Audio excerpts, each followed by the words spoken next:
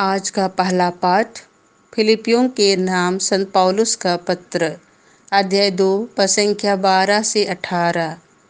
अपनी मुक्ति के कार्य में लगे रहिए। ईश्वर आप लोगों में सदिच्छा भी उत्पन्न करता है और कार्य करने का बल भी प्रदान करता है।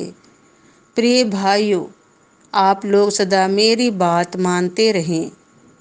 अब मैं आप लोगों से दूर हूँ, इसीलिए जिस समय मैं आपके साथ था उससे कम नहीं बल्कि और भी अधिक उत्साह से आप लोग डरते कांपते हुए अपनी मुक्ति के कार्य में लगे रहिए।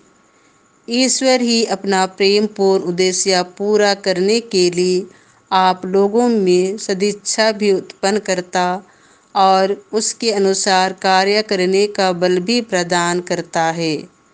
आप लोग बिना भुनभुनाए और बहस किए अपने सब कर्तव्य पूरा करें, जिससे आप निष्कपट और निर्दोष बने रहें और इस कुटिल एवं पथभ्रष्ट पीढ़ी में ईश्वर की सच्ची संतान होकर इसमें आकाश के तारों की तरह चमके और जीवन का शब्द प्रदर्शित करते रहें। इस प्रकार मैं मसीह के आगमन के दिन इस बात पर गौरव कर सकूंगा कि मेरी दौड़ धूप और मेरा परिश्रम व्यर्थ नहीं हुआ। यदि मुझे आपके विश्वास रूपी यज्ञ और धर्म सेवा में अपना रक्त भी बहाना पड़ेगा तो मैं आनंदित होऊंगा और आप सबों के साथ आनंद मनाऊंगा।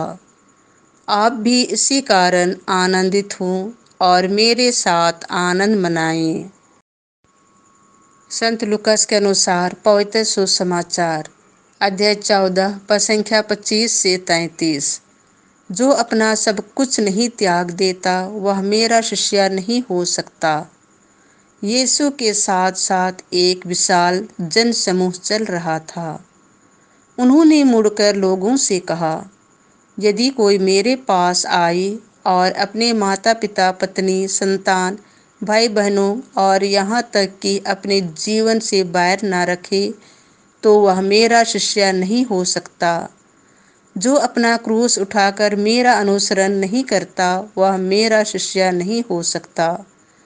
तुम में ऐसा कौन होगा जो मीनार बनवाना चाहे और पहले बैठकर खर्च का हिसाब ना लगाए और यह ना देखे कि क्या उसे पूरा करने की पूंजी मेरे पास है?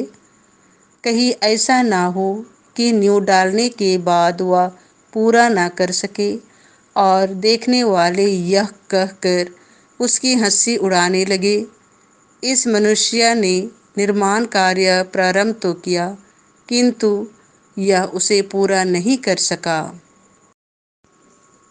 अथवा कौन राजा ऐसा होगा जो दूसरे राजा से युद्ध करने जाता हो और पहले बैठकर यह विचार न करे कि जो 20,000 की फौज के साथ मुझ पर चढ़ा आ रहा है, क्या मैं 10,000 की फौज से उसका सामना कर सकता हूँ?